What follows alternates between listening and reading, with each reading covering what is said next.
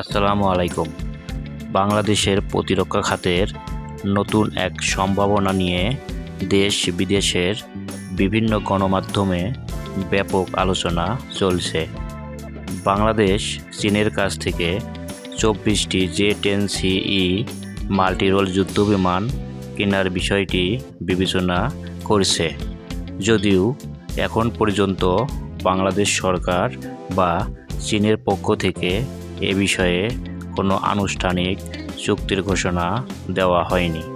তবে যদি এই যুদ্ধবিমান বাংলাদেশ বিমান বাহিনীতে যুক্ত হয়, তাহলে দেশের প্রতিরক্ষায় একটি গুরুত্বপূর্ণ পরিবর্তন আসতে পারে।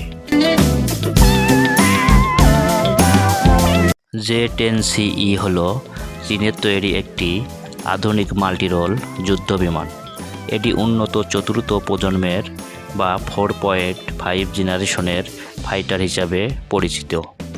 এতে রয়েছে অত্যাধুনিক AESA রাডার, ডিজিটাল ককপিট, উন্নত ইলেকট্রনিক্স ওয়্যারফেয়ার ব্যবস্থা এবং একাধিক ধরনের আকাশ থেকে আকাশ ও আকাশ থেকে ভূমিতে আঘাত হানার সক্ষমতা। এই যুদ্ধবিমানের অন্যতম বড় শক্তি হল PL-15 দীর্ঘপাল্লার এয়ার টু এয়ার ক্ষেপণাস্ত্র ব্যবহার করার ক্ষমতা। আধুনিক প্রযুক্তির এই ক্ষেপণাস্ত্র দূরবর্তী লক্ষ্যবস্তুতে আঘাত হানতে সক্ষম বলে বিভিন্ন প্রতিরক্ষা বিশ্লেষণে উল্লেখ করা হয়েছে। ফলে আকাশযুদ্ধে J-10CE প্রতিপক্ষের জন্য বড় চ্যালেঞ্জ হয়ে উঠতে পারে। বাংলাদেশের জন্য এই যুদ্ধবিমান কেন গুরুত্বপূর্ণ? বর্তমানে বাংলাদেশের বিমান বাহিনীর অধিকাংশ যুদ্ধবিমান পুরনো প্রজন্মের। আধুনিক যুদ্ধক্ষেত্রে উন্নত রাডার, দীর্ঘপাল্লার ক্ষেপণাস্ত্র এবং নেটওয়ার্ক ভিত্তিক যুদ্ধ পরিচালনার সক্ষমতা অত্যন্ত গুরুত্বপূর্ণ। J-10CE যুক্ত হলে বাংলাদেশ বিমান বাহিনীর আকাশ প্রতিরক্ষা, দূরপাল্লার আক্রমণ এবং সামগ্রিক যুদ্ধ সক্ষমতা উল্লেখযোগ্যভাবে বাড়তে পারে।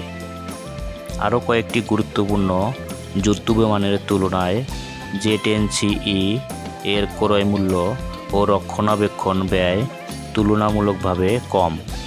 তাই সীমিত বাজেটের দেশগুলোর জন্য এটি একটি বাস্তবসম্মত বিকল্প হিসেবে বিবেচিত হয়।